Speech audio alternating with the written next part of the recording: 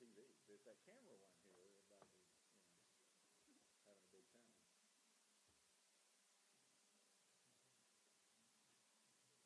I would say we close that door, but it might be 112 degrees.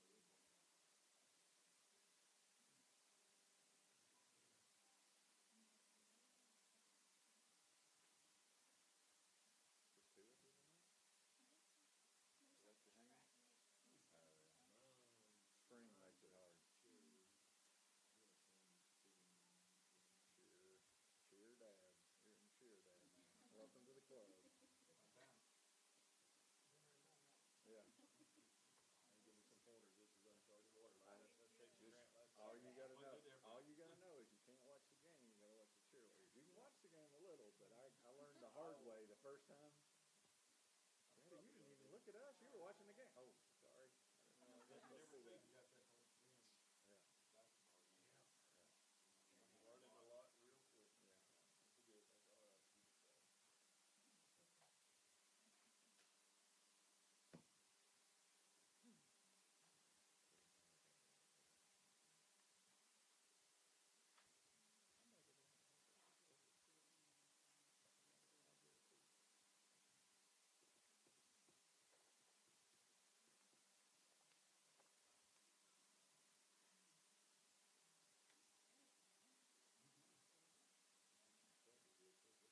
I think they did a better job than we did at the central office, huh?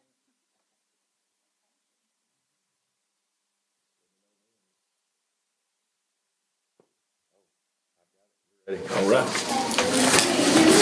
If I could have everyone's attention at this time, we're going to call to order our monthly board meeting on this Thursday, March 30th. And we're honored to be being hosted by Eastside Elementary School for their ribbon cutting with their new addition. And we're on the grounds of their campus. Could I get approval of tonight's agenda? Motion. Motion from Mr. Judkins. Do I have a second? Second. Mr. Cope, any discussion on tonight's agenda? All in favor say aye. Aye. Motion carries. This time, Mr. Bennett was going to lead us in the pledge. Upon conclusion of the Pledge of Allegiance, we're going to remain standing for a moment of silence and observance for the Covenant School in Nashville. I pledge allegiance to the flag of the United States of America and to the republic for which it stands, one nation, under God, indivisible, with liberty and justice for all.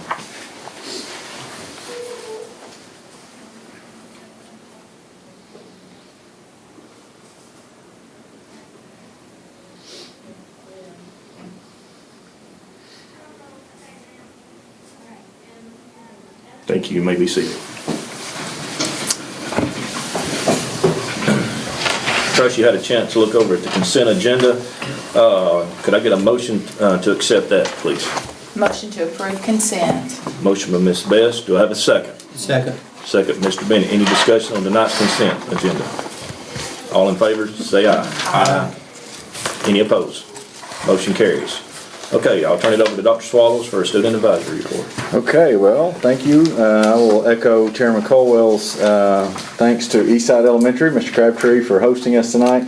We're here also because we just cut the ribbon on the new addition, and so we're thrilled to have that up and running, and just want to brag on him and his staff for overseeing this project. And also want to thank Alan Hill, who's here with us from Upland Design, who I just had someone in the hall tell me they couldn't have pictured any better of an addition to this school, and so we're thrilled with that, and glad to get rid of those portable classrooms in the back there, and so happy to do that. We've got a couple of advisory members, so we're going to invite them up and let them give their report. They get to do it all tonight. So. All right, to start out, we're going to talk about the scope meeting that we attended. Okay. So the Student Advisory Committee would like to thank y'all for allowing us to attend the SCOPE meeting, which is the Student of Congress on Policies and Education Convention. And the connections that we made in the learning experience provided by the conference will be valuable moving forward to our school and professional careers. The debate topics included: the board shall have 2 representatives as students who serve in a non-voting role. Students shall have the option of substituting club sports for physical education requirements. Submitting electronic threats shall be a zero-tolerance offense.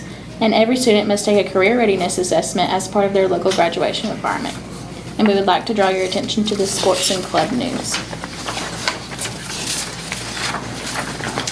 And my name is Shaylee, and I'll be discussing the student advisory principal meeting that was held on Friday with Mr. Hobbs.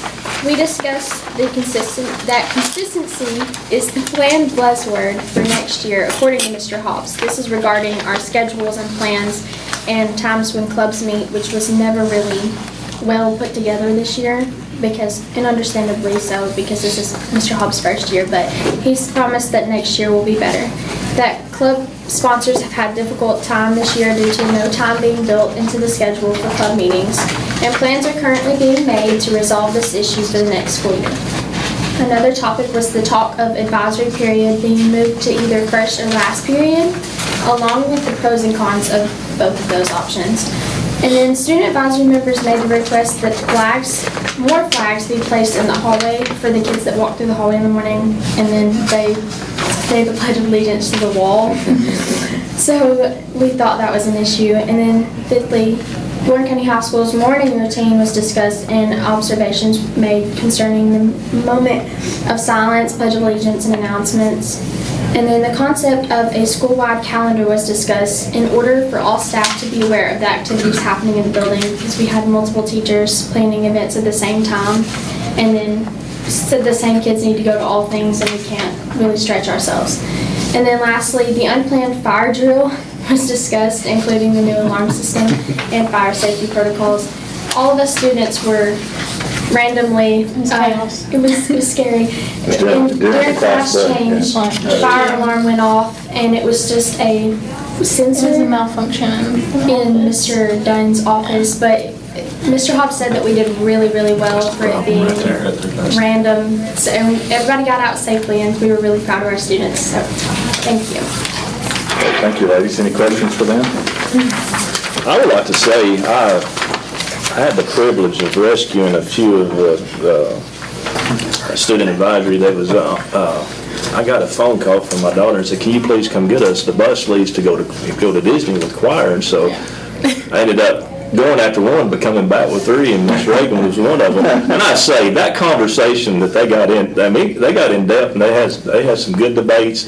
And before I knew it, we were back home. So like I say, we appreciate y'all going and being and representing Warren County the way that y'all did. And I heard, like I say, my daughter met a young lady from Walker Valley. They literally talk every single day. So like I say, and school government and everything else. So I think it was a good trip and a good investment to support y'all in that endeavor.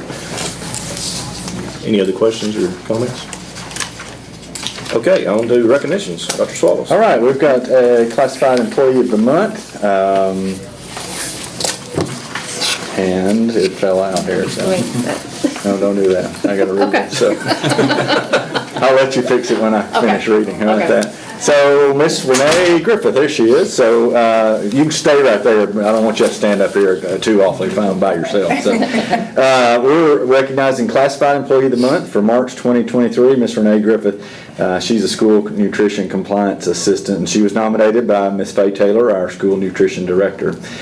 Said, I would like to nominate Renee Griffith, Warren County School Nutrition Compliance Assistant 1 for Employee of the Month.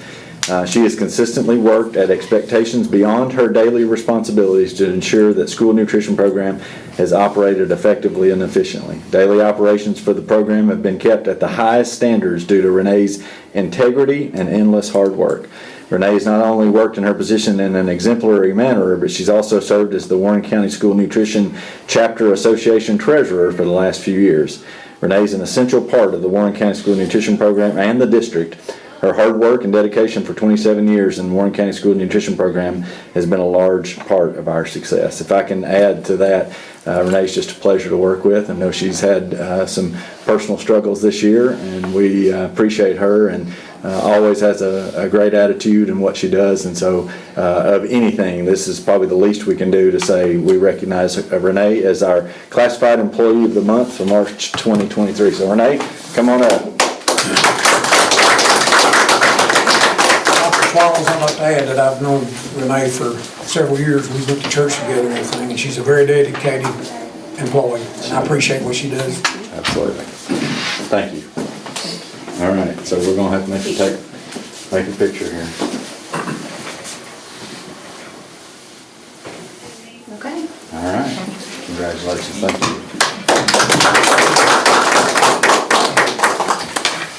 All right, Mr. Chairman, and other recognitions, Interact Club update is actually gonna be next month. Okay. So we'll push that to next month. Okay, well, we'll move on to facilities and resources. Well, we're fortunate to have Alan Hill with us, so I'm gonna ask Alan to come up and offer you some updates on construction.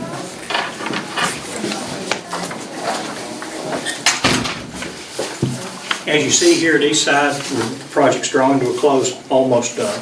We like just a small amount of work that the fire marshal's asking us to do, so we hope that will be complete within the next 30 days. Going over to the middle school, there are two projects going on in the middle school. One is the addition, the front office addition. That project is physically complete. We are working through some fire marshal closeout paperwork there, but again, we hope to have it complete in the next 2 to 3 weeks. The window project, there are 4 additional operable windows the fire marshal has asked us to add to the project. Those are on order, but it will be about another 3 months before those will be able to be installed. Because of some concerns about being able to close out the ESSER funding, we believe it might be prudent to move that into a different funding source to allow us to go ahead and close out that project. We've spoken with the fire marshal. They are willing to modify their paperwork accordingly. And then the cost of that would be approximately $10,000 that we would be funding through some other means. Seeing the red letters on the building looks good. Yes. It's, things just take longer. But yes, finally, we have letters on the building, but it is... Mr. Zachman, I appreciate that. Yeah. It's take a while. He's not here to defend himself, but he would have said that, so, yeah. Larry speaking on behalf Do of you Mr. need a Taylor. motion of any sorts tonight? Okay. Just, yeah, I think this is more for your questions. Alan, you, Centertown? Centertown, we are waiting on survey information. That is sort of the critical path to completion of that project, to getting that project out to bids, would be survey, and then Mr. Allman being able to do some civil engineering associated with that. We're approximately 95% complete with our drawings, so as soon as that civil engineering portion is complete, we will be ready to put that out to bid. One of the concerns I spoke with Alan about is, of course, we have that slated to be built out of ESSER 3, and that money what turns into a pumpkin next June. So we've really got to get moving on that project. We're fortunate because it is just an addition of classrooms, no plumbing, no any major type of, but at the same time, just like Alan said, things take a little bit longer. So I'm getting a little bit uneasy. So we're trying to push that across the finish line because we got to get that bid and hopefully accepted so that we can break ground pretty quick. Yes, because we still are seeing some extended lead time, especially on electrical equipment. Other questions on construction? All right, Alan, thank you. Thank you, here. He's going to hang around for our future discussion about potentially with COVID testing center. So. Okay. Okay, on to operations. I'll turn it back over to you, Dutch. All right, thank you. I'm sorry to say that I provided you a lot of paper tonight. We try not to do that, but I gave you a paper that looks just like this. If you want to open that, it's front and back. Looks like you've all got it in your hands. Yep, perfect. So let's look at the one that looks like this side. It's got the seal of the state of Tennessee on the front. Other side. There you go. You got it. Perfect. So I just wanted to give you an idea of where we are with our attendance, because what I have continually talked about with you all and really with everybody else is that what you're looking at right now was the way that ADM was tracked last year. And so the BEP formula took an average of period 2, 4, 6, 8, and 9. All right, 2, 4, 6, 8, and 9. And when that was averaged out, that gave us our ADM that we were funded on for this school year. Okay, so I don't know that you've ever seen this sheet before, but I thought it was interesting for you to be able to see what those periods look like. As you see in period 1, we were at 6,096, and then we actually went up for the next few months before, again, getting to period 6 and tailing off a little bit, 90 to 93, 92, 86, and so it was fairly steady over the course of the last 4 months. And of course, again, this was for year 2021, 2022. If you flip it over on the back, this is now what you're going to see going forward, because this is related to the TISA funding model, all right? And so now we will be funded next year on an average of all of those periods. So it's an average of period 1, 2, 3, 4, 5, 6, 7, 8, 9. And so it's making it a little more challenging. I know everyone's kind of getting frustrated, including me, to know where we are. But this is where we are sitting after period 5. We are in, we just finished period 6, so we anticipate getting those numbers. If you look at the period average to date, that number is 6,277.58. That's a difference of 173 students from a year ago at year end. That's about 2.8%. That's up from a year ago. If you want to compare period 5 a year ago to period 5 now, 6,254.2, which is where we are right now. Period 5 a year ago, 6,105.7597. When somebody can explain to me how you get point percentage of a student, then please let me know, because I'd like to know what that is. But that's about a 148.4 difference than period 5 a year ago, which is about 2.4%. If you look further down that sheet, you can see what the TISA weights are: economically disadvantaged, concentrated poverty, small, sparse, then all the unique learning needs, and then some direct inputs. We've talked about that pretty exhaustively. I won't spend time going through that unless you just have some questions about that. But I do want you to see where we are. I'm very, very pleased that our numbers have risen from a year ago. I do think that was because, as a district, we were strategic in a lot of the things that we did. We've added a virtual school. We've added a homeschool option that's really helped our numbers stay steady. That is going to help us grow. I'm also cautiously optimistic. I almost hate to say it publicly, but anything above 2%, which we're at 2.8%, will qualify us for a fast-growing supplement. So there would be more money coming to us in a one-time sum. But we do have to stay steady periods 6, 7, 8, and 9. All right. So I do want you to call your attention to that 6,277.58. I do believe that number is going to come down in some form or fashion, because our attendance, our ADM, generally goes down in the last few months of a school year. I hope it's not by much, but at the same time, I do anticipate that happening. These ULNs are very complicated. I can just tell you that Josh Thaxton and I and several of our team members have spent a lot of time going through that, making sure that we have students coded in the right way, because it was always important before. I remember Bobby Cox telling me when I first came on how important it was that those numbers were right. It's even more important now. I think it was always important, but when you are funding by the student, by the base, by those weights, it's really important. So we're still not necessarily ready to put a projection on how much will be funded, but again, knowing that we're up 173 students, we know that we anticipate more funding. We're cautiously optimistic that it will be more funding. We think it will be considerable more funding, but at the same time, it's just really hard to call that when you've got 4 more months of an average that will put that out there. So we're putting some preliminary numbers together. I hope by April that we can bring you a budget for approval. Mary Jennifer Dunlap and I have spent lots of time together over the last few weeks trying to come up with what we think is a budget. We've spent some time going through with principals and district leaders about what they need for potentially for next year.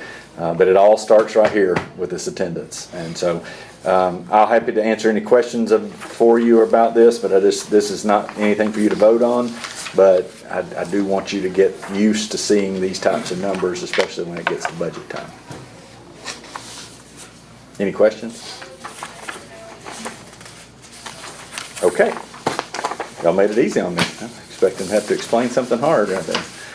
Okay, second item on the operations report. We talked last month about our plans for the COVID testing center. I've given you a couple documents, the first of which being a redesign that Upland Design Group did based around some of the conversations we had last month.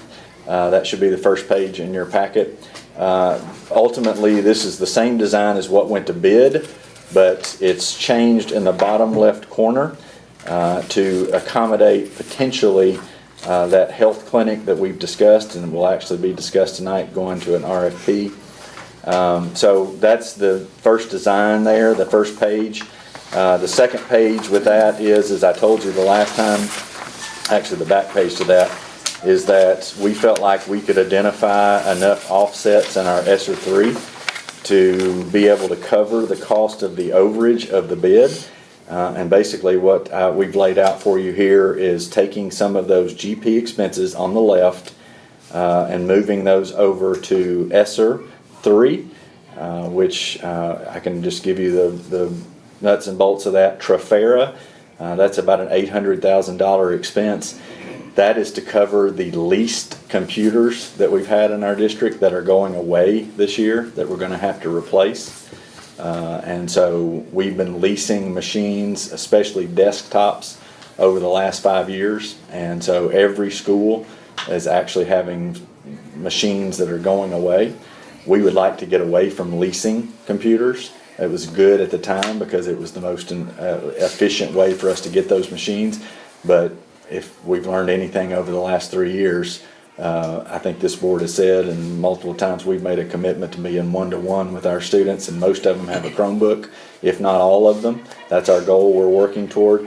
And so those machines are going away, so we're going to have to purchase those to put them back, and that's a very large, normally a GP expense. So we're moving that from GP to ESSER to offset some of that. Our tech trip, I've talked about our homeschool program before. That's been very good for us. And so, but that comes with an expense because we do contract with Tech Trip to provide materials for them. And then Pearson is also our vendor that we use for virtual instruction as well as credit recovery. And so we still have some outstanding bills there. And so we have opened that ESSER 3 back up for approval and identified those cost savings over moving that over to ESSER 3, therefore freeing this money up into our general purpose budget if this board decides to move ahead with that addition that we're talking about. You should have a next page that is just an email from Alan basically saying that FTM was the low bidder on that project and that they would honor their same original bid price with the changes that have been made to it for the potential health clinic. And then the last page is just the bid specs or the bid sheet that gives you an idea of who bid on the project, their pricing, and their subcontractors that they've chosen. As you can see, FTM is the low bid at $2,398,000. So bring this all back to you tonight because ultimately I feel like we've got to make a decision on this because Alan just spoke to FTM right before the meeting just to make sure that they could honor that bid number again.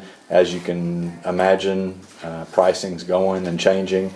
Alan told me, I think, and I don't want to put words in your mouth, but maybe in the middle of April you're expecting a rise in prices and what'd you say, electrical? One of the major electrical suppliers has a price increase that will take effect in mid-April. Yeah.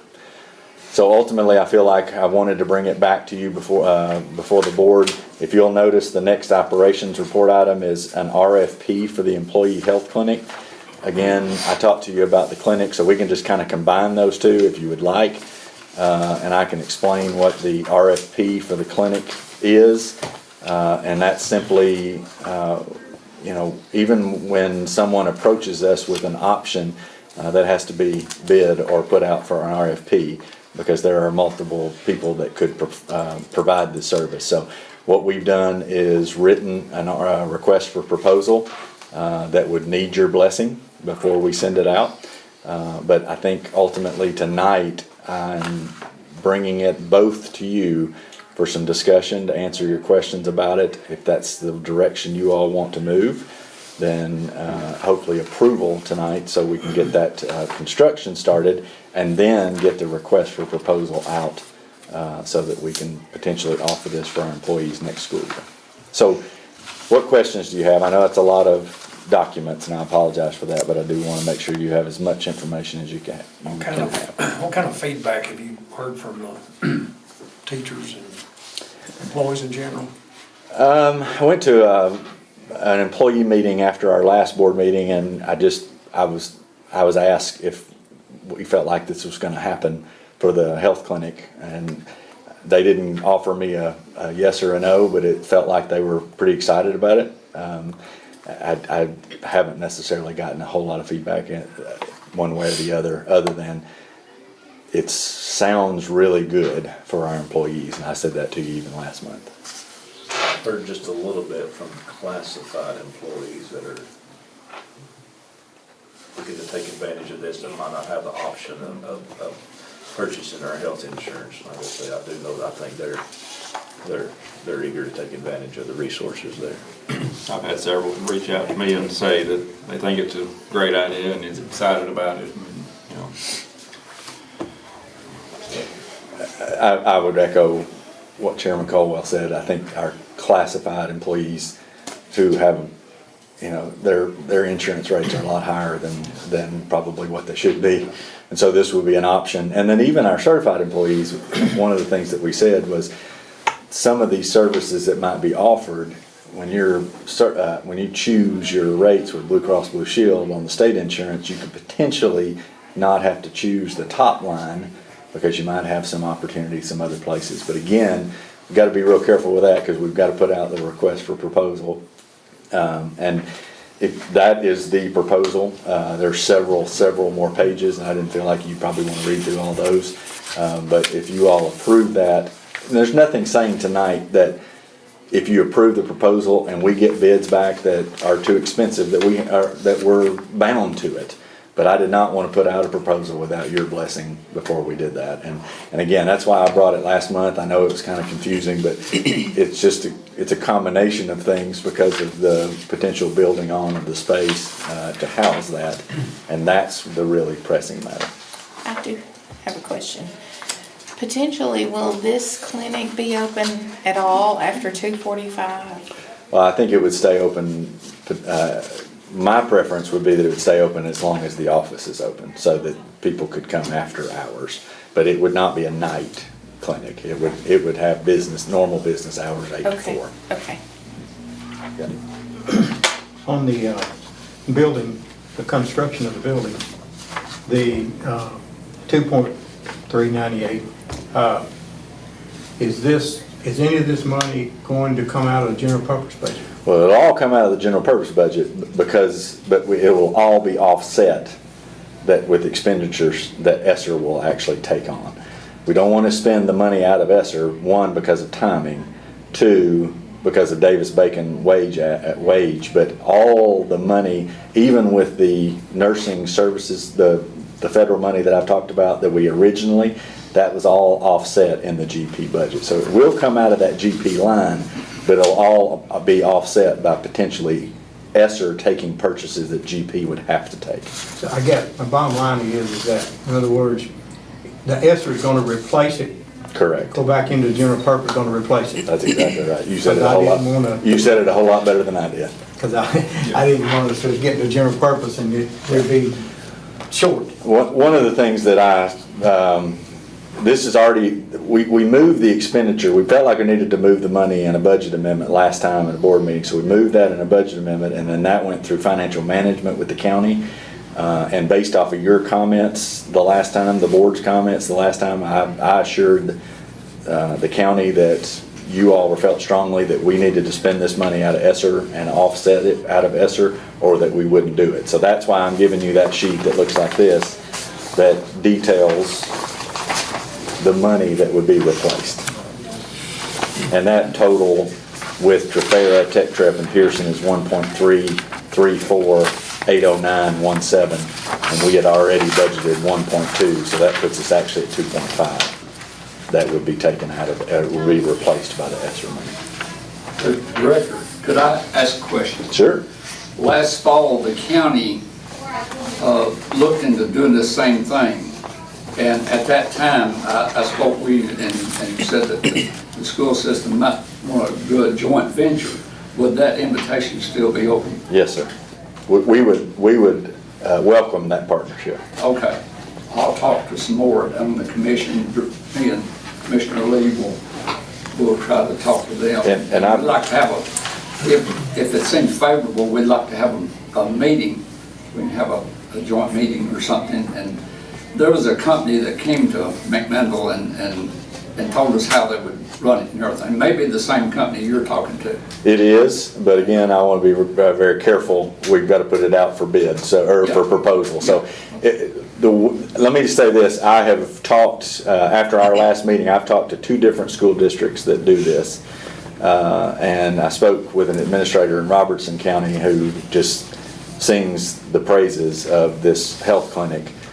Because they're very much like us. They're somewhat of a rural district, but they have a partnership with their county, because typically how these are run is that there's a threshold of employees, and in our initial study, the school system employees and their family members, the county employees and their family members would still keep us under the threshold of where we would potentially have to go up. So we would be very interested in that. Okay. Did you say, Well, let me say that. I would be. I can't speak for the board. I apologize. did you say there would be one nurse practitioner on board? Yes, it has to be. Okay. I think it would be a mutual benefit for the employees of both the county and the school system. So thank you. Thank you. One nurse practitioner, 2 nurses. And I appreciate Upland Design. If you look at that, that was probably not an easy thing for them to turn that design back around, but I think they've done a really good job with putting some exam rooms in there and giving some space for waiting room. And one of the things that is in that RFP is that this health clinic would also provide pharmaceutical for our employees when they can. Obviously, if it's something that's something they can't get, that would need something, they could refer them to a doctor for them to be able to get. But it would be quite less expensive, and if it's something the health clinic carries, it would be free for the employees as well. That would be an expense that we cover. So I want to answer questions. Again, those are 2 different agenda items, because ultimately they're 2 different things. One, you'd be deciding on accepting the bid of FTM to move ahead with the construction, based on the fact that we've identified the offsets and the money would be coming back to us in ESSER 3. And then the second one would be the permission for Warren County Schools to seek a proposal for a health clinic. Well, I'd like to make a motion. We'll just, for the COVID testing center, that we accept FTM's bid. Do you need anything else added to that? No. I'll second that. Okay, we have a motion and a second. Any discussion on accepting this bid from FTM Contracting in the amount of $2,398,000 for the COVID testing center construction? Alan is here. He'd be happy to answer any questions if you have any. Okay, any discussions on this? Alan, what are we looking at as far as a timeline, based on approval, as far as? I would expect we're talking about something in the 14 to 15 month range. Okay. We're starting a little bit later, so the weather may hit a little bit differently. Totally understandable. Any other questions? Is there a timeline on the ESSER funds? 14 to 15 months. But well, yeah, that's not really coming out though, so it wouldn't really. See, it wouldn't bother us, because we would be able to offset those. Right. Yeah. Any other questions? All in favor, say aye. Aye. Any opposed? Motion carries. On to the next item, that is to enter a bid with an RFP for the employee health clinic. Do I have a motion for that? I'll make a motion. Motion, Mr. Judkins. Do I have a second? I'll second that. Second, Mr. Coe. Any discussion? One question. about Go ahead, this. Mr. Is there a certain amount that you think that this may come out to be?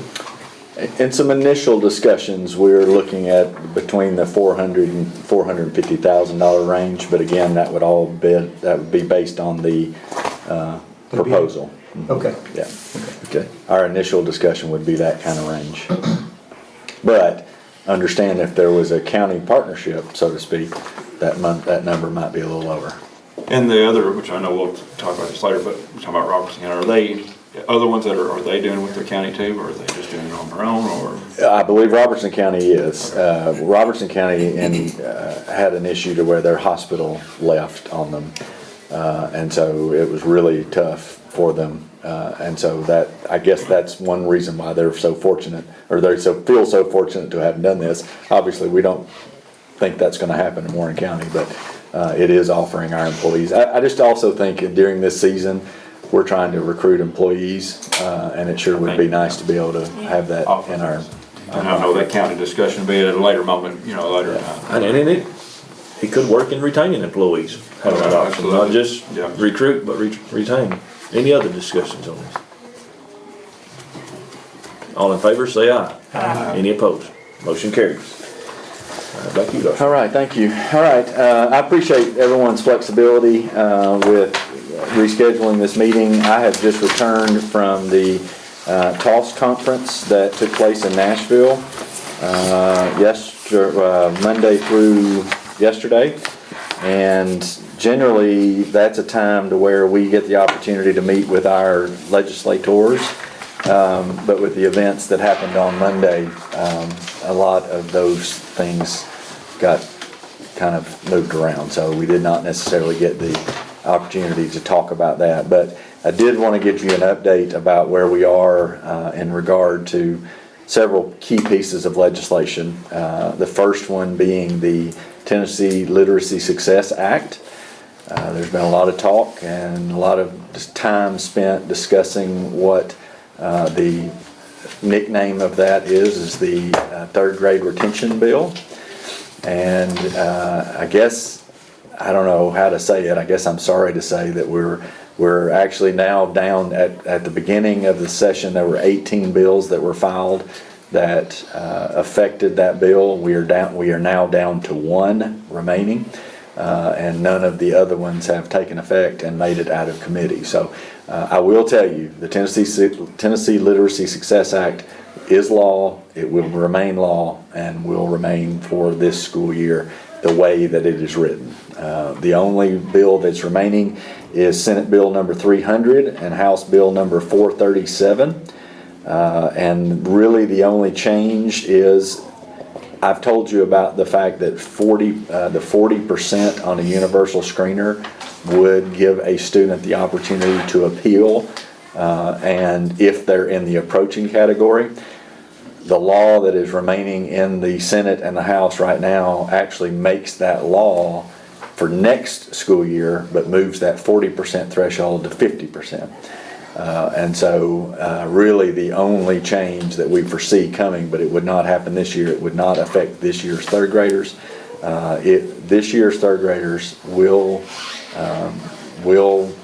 have to abide by the tenets that we've explained to you, and then when we went around with the parent meetings, it's going to be the same. So we do not see any changes forthcoming. So I don't know. I don't know necessarily how I feel about that. I guess I'm disappointed in the fact that we tried to offer some solutions and they didn't listen. So I do understand that they have a hard job and they're elected officials and they're trying to do the best they can, but at the same time, I do feel like our voices weren't necessarily heard when it comes to this. So I tell you this though, I've said from the beginning, we're not going to shy away from high expectations. And we've already worked really hard for our third graders, and we're going to continue working hard to get those kids across the finish line. And so we're not going to let this deter us in helping our kids get where they need to be. Also, another piece of legislation that I believe will affect this board and our school system is Senate Bill 0913, SB 0913. That is a new bill that requires LEAs to allow non-resident students, meaning students outside Warren County, to enroll in a school in which spaces are available.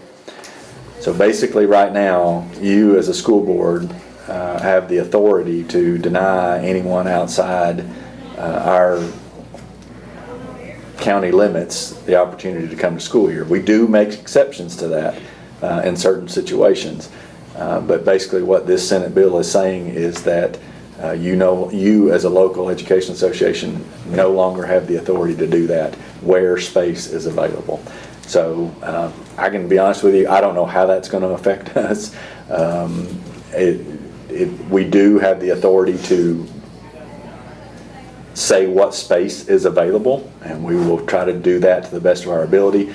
If you'll remember last year, the open enrollment law went in, and we had to determine space available because students that were outside of, for instance, Eastside zone would have an opportunity to apply for spaces in Eastside Elementary if there was open spaces available.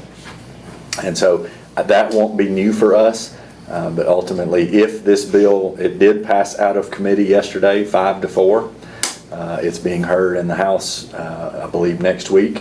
So it does still have the opportunity to not make it out of the House committee. And if it doesn't make it out of the House committee, I don't believe it would become law because it was so close even in the Senate committee. But if it does make it out of the House committee, I would assume that it will become law, and we'll have to deal with that. So, How would this affect, I know it says non-resident, what about resident students, like going zone to zone? You know what I'm saying? If a student Eastside wants to go to Deborah, vice versa. well, they have that opportunity now if there is space available based on the law that happened last year. Gotcha. One But take it's- precedent over the other, though, is that? So, great question. We don't know. Oh, No. There are some amendments that have been added to SB 0913 that TSBA has been working hard to get added.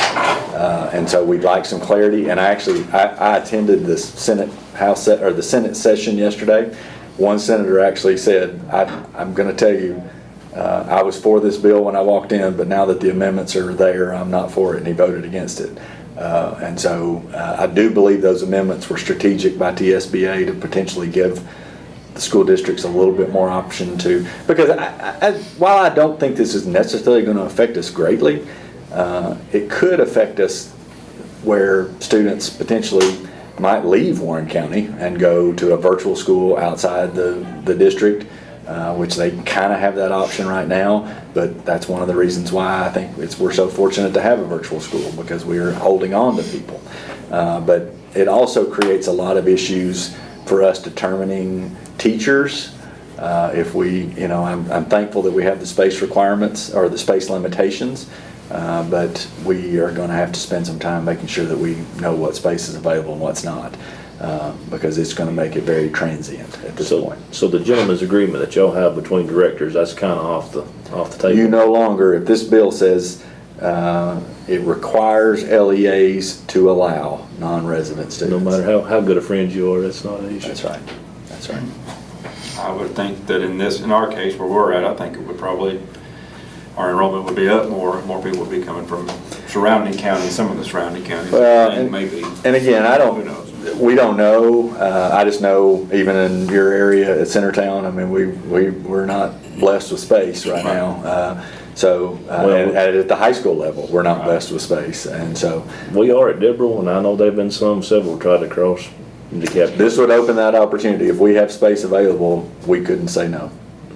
So, so really, they are wrapping up education committees. I anticipate in the next month that we'll know a little bit more.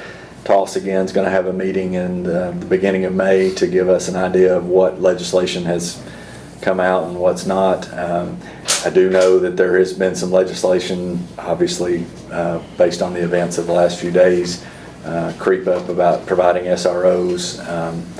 Again, I will say that Warren County was well above and well in front of anybody else, I think, about providing SROs for all schools. But that's not necessarily the case in all places, and so we're very fortunate with that. There is some legislation that's being discussed about providing more funding for SROs that way. And what they would say right now is that that's provided in the base.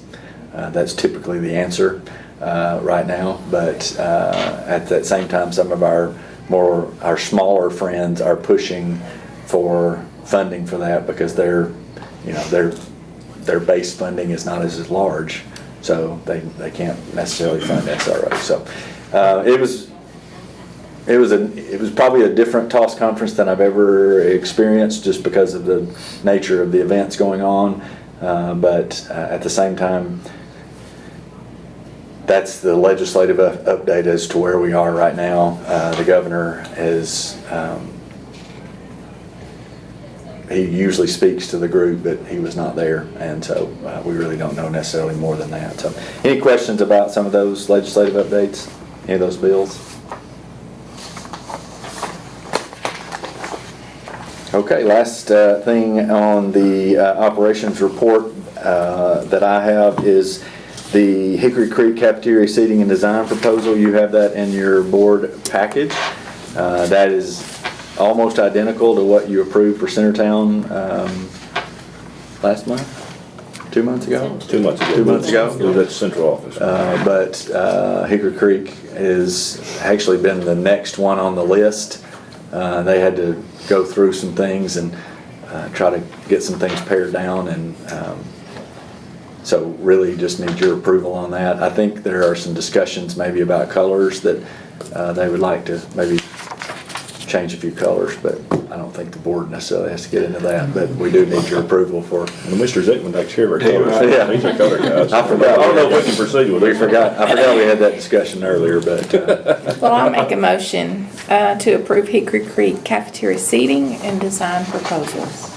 I'll second that motion. Got a motion, got a second. Any discussion on the Hickory Creek design? I just think these are so great. I just love the design I and do stuff. too. Even walking in here, they said to their cafeteria, it was just so much more welcoming than I remember when I was in school going to the cafeteria. So Come a long way. Yeah. Any other discussion or questions? All in favor, say aye. Aye. Any opposed? Motion carries. Mr. Chairman, I've got one other thing in other business. I guess we'll go to curriculum, sorry, I'll be quiet.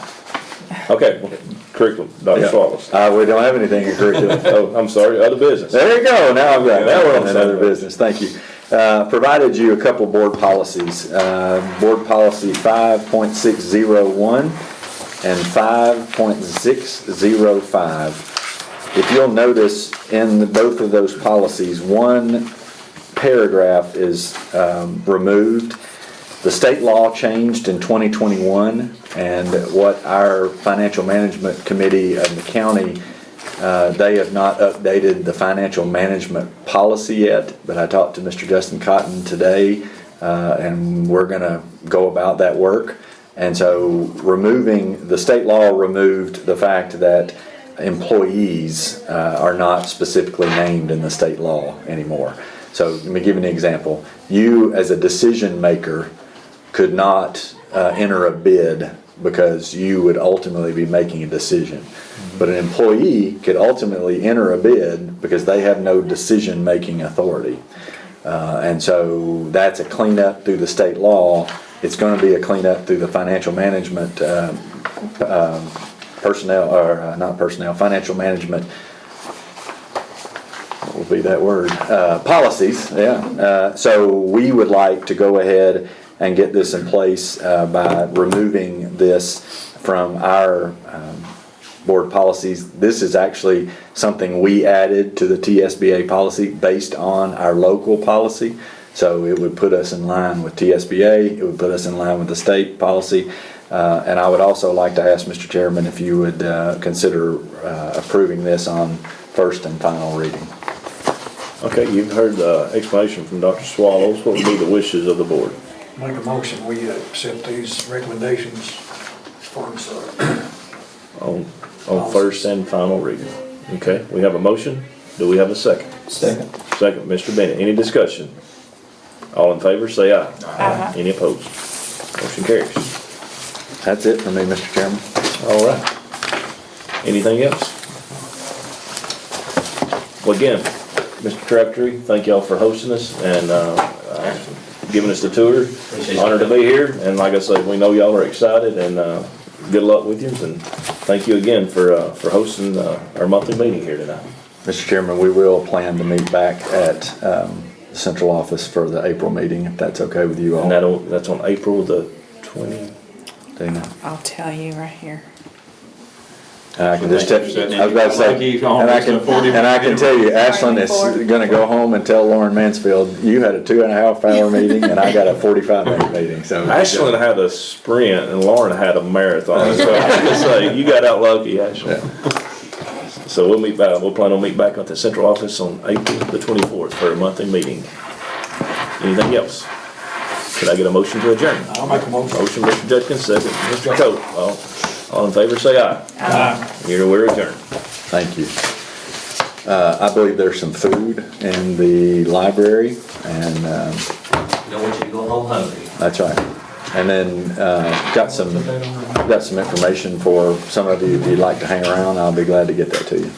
Sounds good. Glad Mr. Lee could be. Absolutely. You travel with this guy right here. Become our superintendent, I've been able to take your campaign. I'm sorry? Eastside. That's right. And you've done it.